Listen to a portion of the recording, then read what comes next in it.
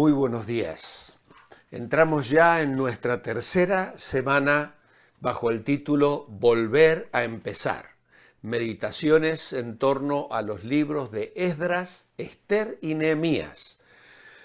Aún ayer domingo por la tarde he estado enviando en PDF la guía devocional a personas que lo siguen solicitando. Por eso lo vuelvo a ofrecer esta mañana. Nos encanta que haya quienes deseen tener la guía devocional. No la cobramos, es gratuita.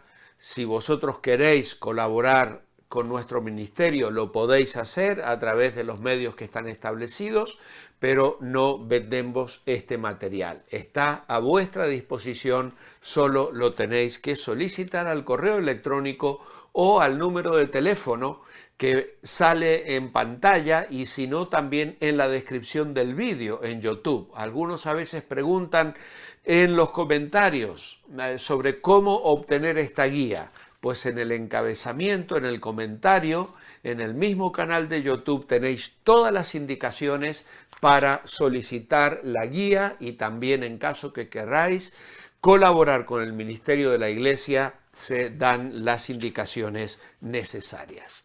Nuestra lectura hoy está en el capítulo 1 de Ester, versículos 1 al 9. Esto aconteció en los días de Asuero, aquel que reinó sobre la India hasta Etiopía, sobre 127 provincias. En aquellos días fue afirmado el rey Asuero sobre el trono de su reino, el cual estaba en Susa, la capital. En el tercer año de su reinado ofreció un banquete a todos sus príncipes y cortesanos.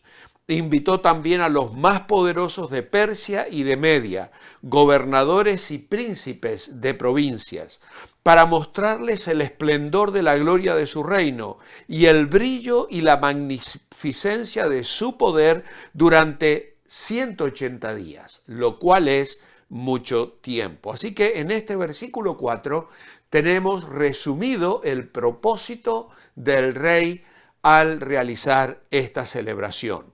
Cumplidos estos días, ofreció el rey otro banquete durante 7 días en el patio del huerto del Palacio Real a todo el pueblo que había en Susa, capital del reino, desde el mayor hasta el menor. El pabellón era blanco, verde y azul, sostenido por cuerdas de lino y púrpura, en anillas de plata sujetas a columnas de mármol. Los reclinatorios eran de oro y de plata, sobre un suelo de pórfido y de mármol, de alabastro y de jacinto. Se bebía en vasos de oro, diferentes unos de otros, y el vino real corría en abundancia, como corresponde a la generosidad de un rey. Pero el mandato era que a nadie se le obligara a beber, porque así lo había ordenado el rey a todos los mayordomos de su casa, que se hiciera según la voluntad de cada uno. También la reina Vasti ofreció un banquete para las mujeres en el palacio real del rey Asuero. Al comentario que vais a encontrar en el devocional, voy a agregar algunas ideas que he encontrado en este libro extraordinario, El cetro de oro, un libro escrito por Stuart Parr, David Burr y David Pradales, donde hay un estudio pormenorizado de este libro de Ester. Es muy suculento todo lo que hay aquí y no me resisto a quitar algunas ideas para compartir con vosotros a lo largo de estas semanas. No sabemos quién escribió el libro de Ester. Se ha sugerido que el autor sea Mardoqueo, uno de los personajes principales que nos vamos a encontrar en el desarrollo de la historia de este libro apasionante. Sin embargo, Ester capítulo 10, versículo 2 y 3, tiene una cita acerca de que alguien más escribió esta historia. Y como el libro se refiere a registros que se guardaban en la corte persa, lo pudo haber escrito Esdras, Nehemías o algún otro judío empleado en la corte persa. Los acontecimientos de este libro ocurrieron entre los capítulos 6 y 7 de Esdras, después del retorno de Zorobabel. Aquí veremos cómo Dios usó a Esther para salvar al pueblo de Israel de la destrucción. La objeción más grave para no incluir a Esther entre los libros del Antiguo Testamento es que en ningún lugar del libro se hace mención del nombre de Dios. No menciona específicamente la oración, ni ninguna otra característica importante de la adoración en el Antiguo Testamento, excepto el ayuno, cuando Esther lo solicita antes de presentarse al rey. La piedad que es tan evidente en Esdras y en Nehemías, la espiritualidad, la búsqueda de Dios, el deseo de agradar y hacer la voluntad de Dios, no aparecen explícitamente en Esther. La Septuaginta, que es una traducción al griego del Antiguo Testamento, que se usó ampliamente en la iglesia cristiana antigua, le añadió a este libro cierto número de pasajes para hacerlo más espiritual o más religioso. Introdujo el nombre de Dios, incluso alguna oración, y esas añadiduras se pueden encontrar en alguna edición católica romana de la Biblia, como la Biblia de Jerusalén, y en la mayoría de parte de las ediciones que contienen los libros apócrifos. Ahora, en vez de ayudar, estas añadiduras solo han ocasionado más sospechas sobre el libro. En todo el Nuevo Testamento no se lo cita ni se refiere a él. Tampoco aparece entre los rollos del Mar Muerto, que son los hallazgos más importantes de los manuscritos del Antiguo Testamento. Y todas estas razones han hecho que sea un libro muy criticado y que muchos no quieran darle la trascendencia, la importancia o la relevancia que debe tener al formar parte del canon de la historia en el Antiguo Testamento en el pueblo de Israel. Ahora, una razón más para que los judíos duden del libro de Esther es la añadidura del Purim, una fiesta nueva que se añade a las fiestas que el Señor le dio a Moisés en el monte Sinaí. Y además, el Purim es con frecuencia una celebración bastante desordenada, donde se consume vino en abundancia. Algunos judíos entonces expresan dudas acerca del libro de Esther.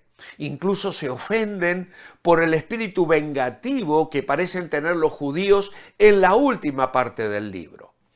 Ahora, si el libro se escribió en Persia, tal vez no fue muy conocido en Israel por algún tiempo después de que fue escrito. Esta aceptación tardía sería especialmente probable si el libro de Esther se escribió después de que Esdras y Nehemías abandonaran Babilonia. Todos estos factores contribuyeron a la incertidumbre que algunos judíos y más tarde cristianos sintieron acerca del libro de Esther. Pero es necesario puntualizar que aunque todo este libro, el vocablo de Dios, el nombre de Dios, no aparece en el idioma original, se le percibe detrás de la escena, pues guía cada acto como el eslabón de una cadena hasta la consumación final. Es una historia de contrastes, un banquete que realiza el rey, luego hay un banquete que realiza Esther. Hay una serie de cosas paradójicas y verdaderamente llamativas, lo cual nos inclina a nosotros a aceptar este libro como palabra de Dios, y veréis que estaremos sacando contenido espiritual verdaderamente maravilloso para nuestras vidas. La historia secular nos presenta al rey Asuero como Jerjes, quien lleva a cabo un banquete de 6 meses de duración para mostrar a los ricos, poderosos, gobernadores y príncipes toda su gloria y poder. ¿Por qué? Porque él estaba en la hora de esplendor. La palabra hebrea que se utiliza para rey o reinar aparece 250 veces en los 167 versículos que componen el libro. Y su acumulación a lo largo de este párrafo indica ya la pauta que el libro va a seguir. El hombre fue creado para reinar. Y el narrador escenifica el modo de ser del reinado de Asuero en un contexto de opulencia, magnificencia y superficialidad. 3 aspectos del banquete real llaman aquí la atención. Su causa, que es la afirmación de Asuero, su motivo, que es la exhibición de su gloria, y luego la duración del banquete, 180 días. A nosotros nos interesa más bien lo paradójico del hecho en sí, lo superficial de su motivación y lo efímero de su celebración. El hecho en sí, en primer lugar, que es algo paradójico, porque Asuero fue afirmado sobre su trono, pero todo hace pensar que se trata de un monarca débil, humillado en público por la reina Vasti, manipulado por el gran visir Amán, que aparecerá luego en los siguientes capítulos, y víctima de constantes cambios de ánimo y de humor en su persona. Las decisiones que este rey toma son tomadas tras consultar a sus consejeros o a instancia de sus ministros y son decisiones irrevocables, lo que hacen que sus propias decisiones se transformen en su carcelero. Es decir, es prisionero de sus propios errores. En segundo lugar, lo superficial de su motivación. Asuero quiso mostrar las riquezas de la gloria de su reino, el brillo y la magnificencia de su poder, pero la negativa de una mujer y la malicia de un subordinado dejan en evidencia la poca categoría de la autoridad moral que este hombre poseía. Y finalmente, lo efímero de la celebración.